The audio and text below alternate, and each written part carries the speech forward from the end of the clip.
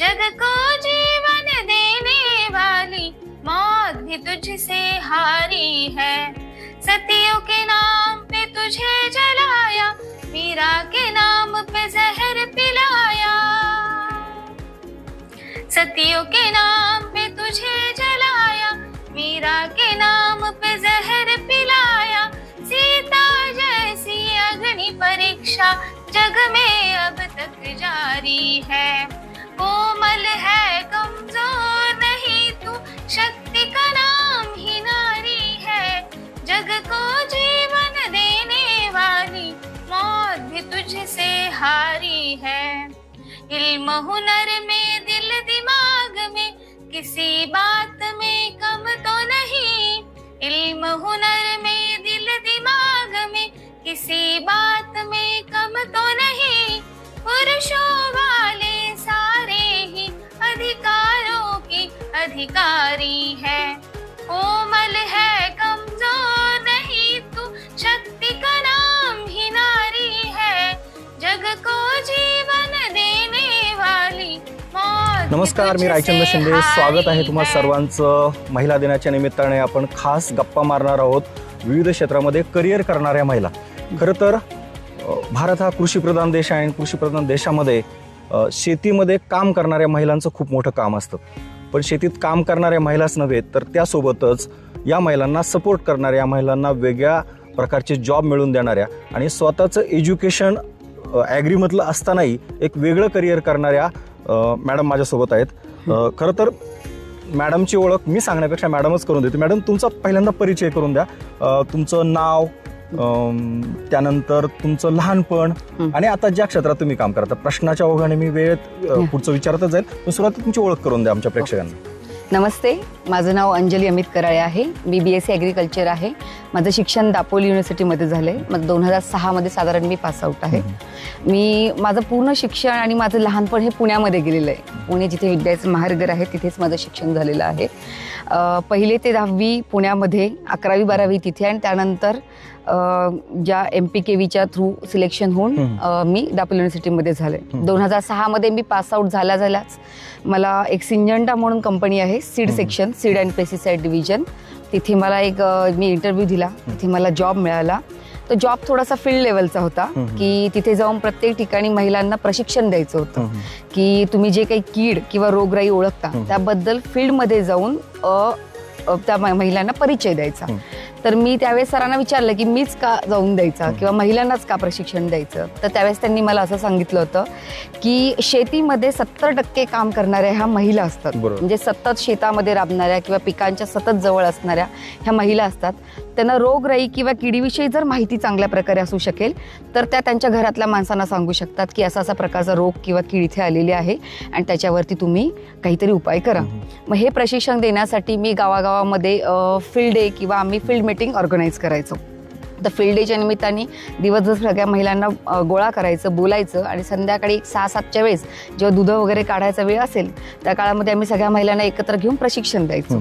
तर कंपनीने मला प्रोजेक्टर आणि लॅपटॉप वगैरे दिलेला होता. तर त्याच्यावरती आम्ही सगळ्यांना वेगवेगळे कीड रोग दाखवायचं, कशाला काय म्हणतात हे आम्ही सांगितलं जायचं तिथे आणि त्यातून महिलांना प्रशिक्षणाचा कार्यक्रम आम्ही केला. किती वर्ष तुम्ही सिंजंटासाठी काम? साधारण 2006 ते 2011 पर्यंत मी सिंजंटामध्ये होते, सिंजंटा पेस्टिसाइड डिव्हिजन मध्ये.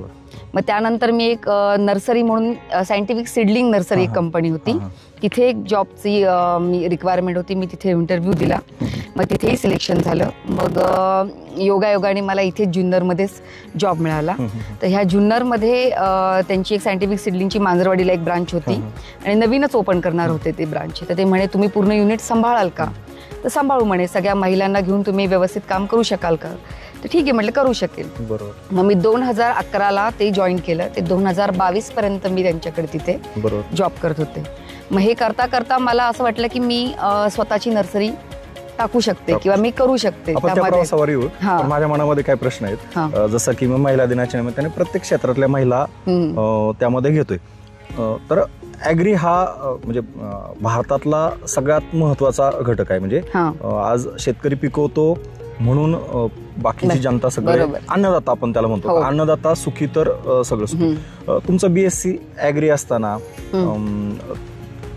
स्वतः जॉबची संधी असताना तुम्ही स्वतःची ही एक नर्सरी सुरू केली, म्हणजे रोपवाटिका सुरू केली का? जुन्नर हे राज्यातलं असं हवं आहे, ऍग्रिकल्चर मध्ये 1 नंबरचा तालुका आहे आणि त्याच तालुक्यामध्ये तुम्ही रोपवाटिकेचं स्वतःचा व्यवसाय सुरू केला. इथे येणे हे सुरू करण्यामागचं काय, मी तुम्हाला जॉब मध्ये का पडला नाही किंवा क्लासहून अधिकारी सुद्धा होण्याची संधी तुमच्या आयुष्यात आली असेल? नाही, अगदी ग्रामसेवक वगैरे सगळ्याची एक्झाम देऊन झाली होती, बँकेची ही एक्झाम मी दिलेली होती, त्यातून सिलेक्शनही झालं होतं. पण मी जेव्हा पेस्टिसाइड डिव्हिजनमध्ये काम करत होते त्यावेळेस मी ऑटोमॅटिक म्हणजे शेतकऱ्यांबरोबर कनेक्ट होत गेले, महिलांबरोबर कनेक्ट होत गेले. मला आता फील्ड डेचा किंवा शेतकऱ्यांवरती जाऊन तिथे त्यांना माहिती सांगण्याचा म्हणजे मला त्यामध्ये खूप इंटरेस्ट वाढत गेला. आणि मग मला असं वाटायला लागलं की आपण अशी काहीतरी एक प्लॅटफॉर्म किंवा एखादं युनिट असं चालू करू शकतो, नर्सरी वगैरे असं, की ज्याच्यामधून आपण लोकांना माहितीही पोचवू शकतो आणि हा एक व्यवसायही होऊ शकतो. किती वर्षापासून साधारण तुमची ही रोपवाटिका आहे? ही रोपवाटिका आता माझं 3रं वर्ष चालू आहे. हे सगळं सुरू करत असताना शेवटी कुठला पण नवीन व्यवसाय असेल किंवा जॉब असेल किंवा करिअर असेल, सुरुवातीच्या काळात काय अडचण येतात? ज्यावेळेस तुम्ही एक वेगळं म्हणजे एक जॉब असताना तुम्ही ह्या क्षेत्रात आलात, काय चॅलेंजेस आले तुम्हाला सुरुवातीला? नाही, सगळ्यात पहिल्यांदा तर आर्थिक पाठबळ हा खूप मोठा विषय असतो. त्यानंतर मग आपण 31 महिला ह्याच्यामध्ये पडून आपण सगळं करू शकतो की नाही, हा पण एक थोडीशी धाकधूक असते. कारण जॉबमध्ये आपण एक सिक्युअर ठिकाणी म्हणजे असतो की चला 9:30 ते 5:30 काम केलं म्हणजे विषय संपला. पण मी जेव्हा याच्या आधी ज्या ठिकाणी जॉबला होते तिथे मी माझं स्वतःचं असल्यासारखंच करत होते आणि त्यामुळे मला त्यातून एक ती प्रेरणा होती की आपण करू शकतो. आणि हे करण्याच्या वेळेस मला असं वाटलं थोडं आर्थिक पाठबळ आपल्याला थोडा त्रास होणार आहे, पण माझ्या काही सहकारी वर्गांनी त्यानंतर घरच्यांनी मला ती पाठबळ दिलं आणि त्यातून मार्ग निघत निघत ही नर्सरी चालू झाली. खरं तर नर्सरी किंवा रोपवाटिका याच्यामध्ये तुम्ही काम करताय, तुमची स्वतःची शेती असेल, स्वतःच्या शेतामध्ये पण काही वेगळे प्रयोग तुम्ही करत असाल, त्याबद्दल पण मला जाणून घ्यायचं. मी सुरुवातीला जेव्हा मी पेस्टिसाइड मध्ये काम करत होते आणि ते सोडल्यानंतर मी नवीन नर्सरीमध्ये जॉब हे केलं, त्यावेळेस मी पहिल्याच वर्षी ठरवलं की मी ढोबळी घरी लावून पाहणार. मग आता ढोबळीसाठी अगदी क्षेत्र माझ्याकडे कमी होतं, 20च गुंठे होतं, बाकी क्षेत्र आमचे भाऊकीतील लोक सगळे यूज करत होते.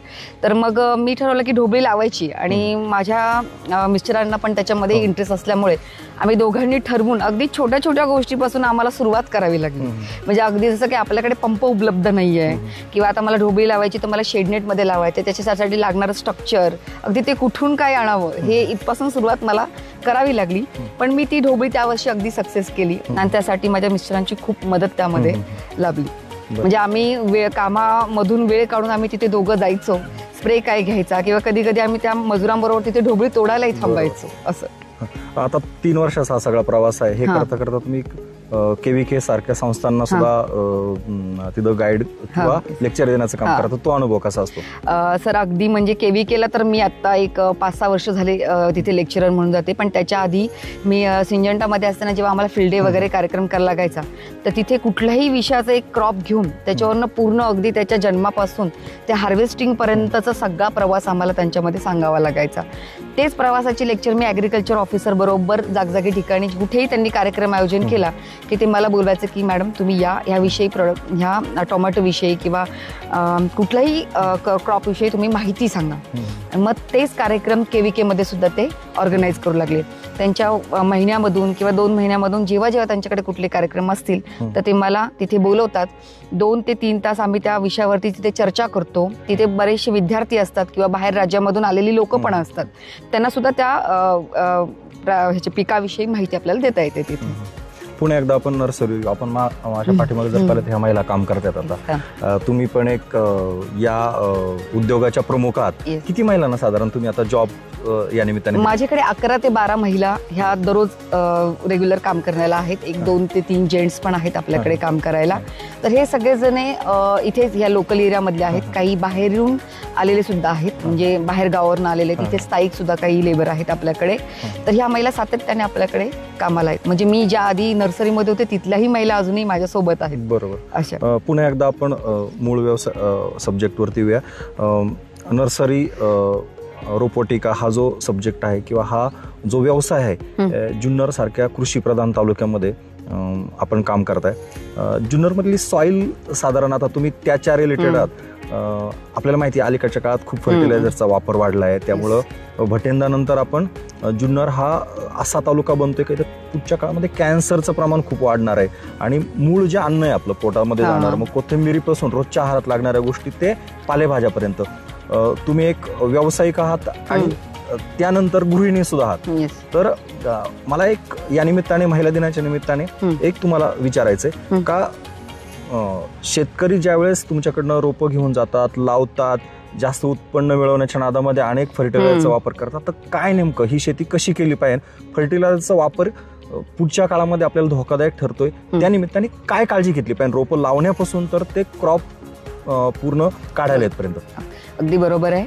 मी ह्या विषयावरती माझ्या कार्यक्रमामध्ये पण सतत बोलत असते की आमची जी मागची पिढी आहे, या मागच्या पिढीने ह्या जमिनीचं संवर्धन केलं म्हणून आपल्याला आता आपण ही जमीन खाऊ शकतो, किंवा त्यांनी त्या जमिनीचं महत्त्व ओळखलं होतं म्हणून वर्षामधून 3 माही पिकामधून त्यांनी ठरवलेलं होतं की बाबा 2 पिकं घेतल्यानंतर एक 3 ते 4 महिने आपण जमिनीला आराम देऊया. पण आता ह्या धकाधकीच्या युगामध्ये हे होत नाही, शक्यच होत नाही. लोकांचं असं असतं की आता मार्केट चालू आहे तर चला टोमॅटोला मार्केट आहे तर लगेचच आज आपण नांगरणी करूया, लगेचच रोपं उपलब्ध होतात नर्सरीच्या निमित्ताने आणि आपण ती शेती लगेच प्लांट करून हे करूया आणि त्या निमित्ताने ते पीक लवकरात लवकर यावं त्याची भरघोस रासायनिक खतांचा वापर केला जातो. तर हे टाळण्यासाठी किंवा ह्या गोष्टी हे जर सतत चालू राहिलं तर आपली पुढची पिढी जमीन खाऊ शकणार नाही, कारण ती जमीन पूर्णपणे नापीक होऊ शकते किंवा ह्याच्यामध्ये इतक्या प्रमाणामध्ये कॅल्शियम कार्बोनेट जमिनीमध्ये तयार होऊ शकतो, चुनखडी तयार होऊ शकते की जेणेकरून तुम्ही अगदी सोनं जरी त्या जमिनीमध्ये नंतर ओतलं तर ते काही कामाला येणार नाही, म्हणजे ते पीक त्या पिकाच्या म्हणजे फायनल अवस्थेमध्ये जाऊ शकणार नाही. तर यासाठी काय केलं पाहिजे की वर्षातनं 12 महिने आपण जमिनीमधून उत्पादन घेतो तर एक 8 महिने तुम्ही उत्पादन घेताय, उरलेले 4 महिने जमिनीला खाऊ द्या. जसं आपण खातोय तसं जमिनीलाही खाऊ द्या, तिलाही आराम करू द्या. दिवसभर आपण काम केल्यानंतर काही तासाची विश्रांती जमिनीला मिळणं गरजेचं आहे. तर त्यासाठी त्यावेळेस आपण झेंडू सारखी किंवा ताक किंवा धेंच्यासारखी किंवा राजगिऱ्यासारखी पिके घ्यायची आणि ती जमिनीमध्ये पूर्णपणे गाडून टाकायची. याने काय होणार आहे, तुमच्या जमिनीचा पीएचही सुधारणार आहे, ईसी व्यवस्थित होणार आहे आणि जर जमिनीचा पोत व्यवस्थित सुधारला तर पुढच्या पिकाला ऑटोमॅटिक तुम्हाला रासायनिक खतांची गरज कमी पडणार आहे. शेणखत चांगल्या प्रकारे कुजलेलं असेल तर तुमची नत्राची मात्रा मुळात जमिनीमध्ये चांगल्या प्रमाणामध्ये तयार होईल. मॅडम जर आपण पाहिलं तर जनावरांची संख्या कमी होत चालली, शेणखत उपलब्ध होत नाही, अशा वेळेस मग काय त्याला पर्याय मार्केटमध्ये? पर्याय हाच आहे की तुम्ही झेंडू सारखं, राजगिऱ्यासारखं, धेंच्यासारखी हे जर तुम्ही क्रॉप्स तयार केले आणि ते जमिनीमध्ये जर गाडले गेले तर त्याच्यामधून पण नायट्रोजन, फॉस्फरस प्रकारासाठी खूप प्रकारे हे मिळतं. आणि त्यातून पण आहे बघा सर की वर्षभरामध्ये जेव्हा आपण जमिनीमध्ये पीक घेतो ते एक ठराविक ठरलेलं असायचं की एकदा तुम्ही प्रथिनयुक्त क्रॉप घ्या, एकदा तुम्ही स्निग्धयुक्त क्रॉप घ्या, त्याच्यानंतर मग तुम्ही भाजीपाल्याची घ्या, त्याने जमिनीचा पोत हा व्यवस्थित मेंटेन व्हायचा. म्हणजे काय व्हायचं की जर तुम्ही डाळीयुक्त पिकं जर जमिनीमध्ये घेतले तर ती त्याच्यामध्ये असणारा नायट्रोजन आणि फॉस्फरस हे जमिनीमध्ये फिक्स व्हायचे, चांगल्या प्रकारे जमिनीला त्याच्यामधून म्हणजे पीक तर मिळायचंच पण जमिनीची सुपीकता पण मेंटेन व्हायची. म्हणजे ही पिकं व्यवस्थित प्रकारे आधी आपल्या जुन्या पिढीने व्यवस्थित ठरवलेली होती. पण आता आपण काय केलेलं आहे की आपण आपल्या सोयीनुसार जरी टोमॅटोवर टोमॅटोज लावला जातो, कोबीवर कोबीज लावली जाते किंवा वेलवर्गीयांवरती वेलवर्गीयच लावली जाते, ह्याच्यामुळे जमिनीमध्ये भरघोस प्रमाणामध्ये निमॅटोड तयार होतात. त्या निमॅटोडच्या गाठी तयार झाल्या की मग पीक नापीक होतं जमिनी. मग अशा वेळेस पुन्हा आपण ताक धेंच्या लावणार.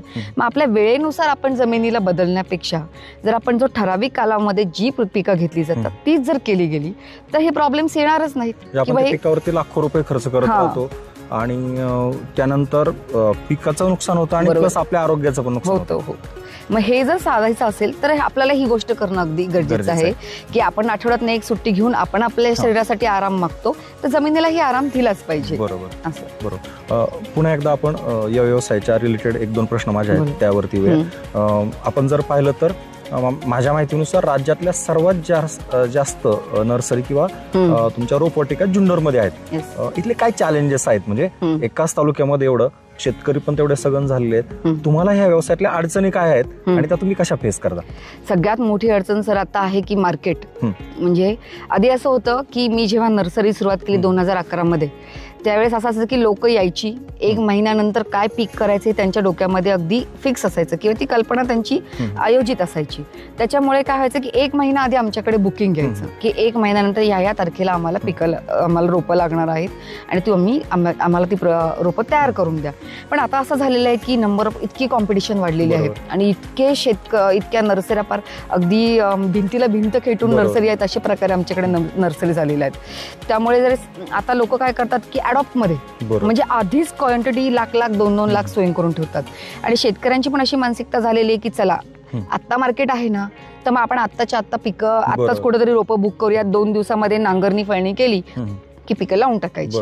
सगळ्या सोयी उपलब्ध झालेल्या आहेत, ट्रॅक्टर उपलब्ध झालेले आहेत, 1-2 दिवसामध्ये सगळं जमिनीची मशागत करून घेतात आणि लगेचच पीक लावून घेतात. ह्यामुळे असे प्रॉब्लेम झाले की आम्हाला नक्की कळत नाहीये की आता कोणती पिकं आम्ही टाकली पाहिजेत, कुठले क्रॉप आता आम्ही टाकले पाहिजेत किंवा कोणते नाही टाकले पाहिजे. तर अचानक मार्केट डाऊन झालं किंवा अचानक शेतकऱ्यांची मानसिकता खराब झाली तर आम्हाला असं होतं की हे लॉटचे लॉट आम्हाला फेकूनही द्यावे लागतात. म्हणजे ही आर्थिक नुकसान खूप होतं. आर्थिक नुकसान. दुसऱ्या बाजूने एक माझा त्यालाच जोडून प्रश्न आहे, बऱ्याचदा आम्ही ऐकलं की मधल्या काळामध्ये एखादं पीक काढणी अवस्थेत येतं किंवा त्याची 1 महिन्यानंतरची वाढ पूर्ण झाली असते आणि मग त्याच्यावर काही वेगळे आजार पडतात आणि मग त्याला नर्सरी जबाबदार धरली जाते. मग कायद्याच्या कचाट्यात, पत्रकारितेमध्ये त्याच्या विरोधी बातम्या, अशा वेळेस पण तुम्हाला मानसिक त्रास खूप होत असेल. तर याच्यामध्ये नेमकी चूक कोणाची असते? सीड कंपनीची असते, नर्सरीची असते, शेतकऱ्याची असते की जमिनीची असते? आणि मग अशात तुमचा मानसिक पण खूप त्रास होतो आणि त्याच्या विरोधी बातम्या पण होतात. तर याच्यासाठी काय काय कोणते घटक जबाबदार असतात या गोष्टींना? नाही, याच्यासाठी सर सगळ्यात महत्वाचं आहे की सगळ्यात मोठं कारणीभूत हे क्लायमेट असतं, वातावरण. की कधी कधी असं होतं की आता बघा, फेब्रुवारीमध्ये एवढ्या वर्षामध्ये कधी एवढं टेम्परेचर जास्त वाढलेलं नव्हतं. आता ह्या फेब्रुवारीमध्ये 33 ते 34 डिग्री टेम्परेचर झालेलं आहे. मुळात फेब्रुवारीमध्ये आपल्याकडे थंडीचं वातावरण हवं होतं.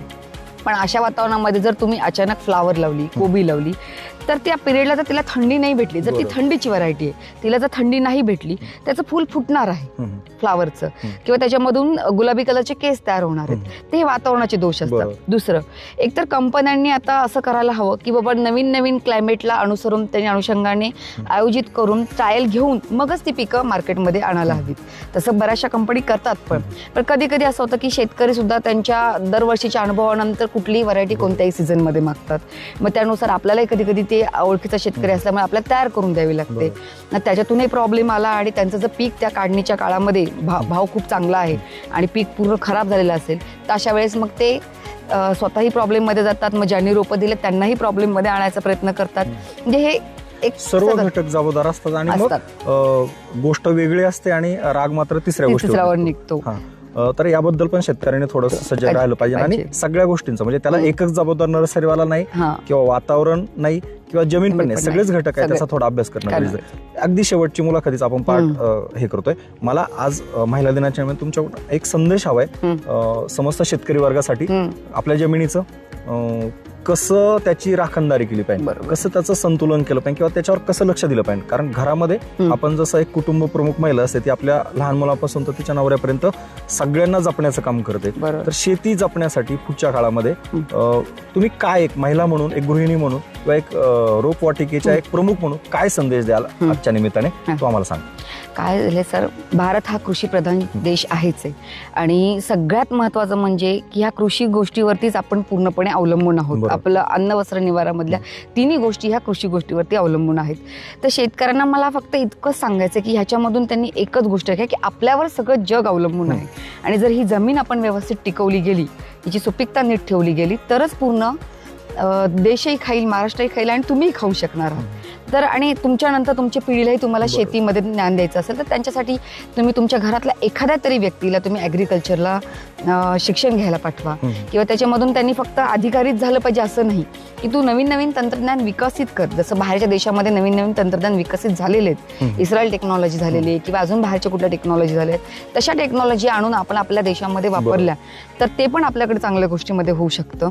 दुसरं, जर शेतकऱ्यांनी शेतीचं संवर्धन आणि जमिनीचं संवर्धन चांगल्या प्रकारे केलं तर आपणही निरोगी फळं, भाजीपाला खाऊ शकतो आणि जेणेकरून आपल्या सगळ्यांचं स्वास्थ्य व्यवस्थित लाभू शकतं. नक्कीच. धन्यवाद, तुम्ही आमच्याशी गप्पा मारल्या. प्रेक्षक, मला या निमित्ताने एकच सांगायचं आहे, महिला दिन राज्यभर, देशभर आपण साजरा करतोय. महिला ही घरातली प्रमुख असते, ती कुटुंब सांभाळत असते. जसं ती कुटुंब सांभाळते तसे शेतीमध्ये पण आपल्याला माहिती आहे, महिला मजूर असतील किंवा महिला कामगार असतील, या सर्वात जास्त असतात. पुरुष वर्ग फक्त देखरेख करण्याचं किंवा पाहण्याचं काम करत असतो. घरात आईच्या प्रेमाने, बहिणीच्या प्रेमाने किंवा एक वेगळ्या अँगलने घरात जी काम करण्यास ती महिलाच असते आणि त्या घरामध्ये खरं काम करणारी ती महिला असते. म्हणून जसं की घर सांभाळते ती, देश सांभाळते ती, शेती सांभाळते ती, सर्वच काही ती सांभाळत असते. आणि त्याच महिलेच्या निमित्ताने, महिला दिनाच्या निमित्ताने आज मॅडमने आपल्याला संदेश दिलेला आहे का तुम्हाला पुढच्या पिढीसाठी जमीन राखायची असेल, जगाला तुम्हाला अन्नदाता म्हणून प्रेमाने जर मायेने जर पुढच्या काळात जर काम करायचं असेल, भरवायचं असेल तर खूप महत्त्वाचा रोल आहे. आणि महिला दिनाच्या निमित्ताने म्हणूनच आम्ही अशा पद्धतीने एक वेगळ्या सेक्टरमध्ये काम करणारी महिला आज निवडलेली, ज्या महिलेने स्वतः ॲग्रिकल्चर मध्ये करिअर करण्याचं सोडून किंवा जॉब करण्याचं सोडून स्वतःचा एक व्यवसाय वेगळ्या पद्धतीने हाताळते, तो पण जुन्नरसारख्या ठिकाणी. खरं तर त्यांना महिला दिनाच्या निमित्ताने तुम्हाला ह्या प्रेरणादायी प्रवासाला शुभेच्छा आमच्याकडनं. आणि याच ठिकाणी थांबणार आहे, पण तुम्ही मात्र अशा प्रेरणादायी महिलांकडनं काहीतरी आमच्या मार्फत तुमच्यापर्यंत पोहोचावा, हाच एक उद्देश होता. वेगळ्या क्षेत्रातल्या मी काही महिला या निमित्ताने आज त्यांच्याशी बोलतोय, मोकळं होतोय.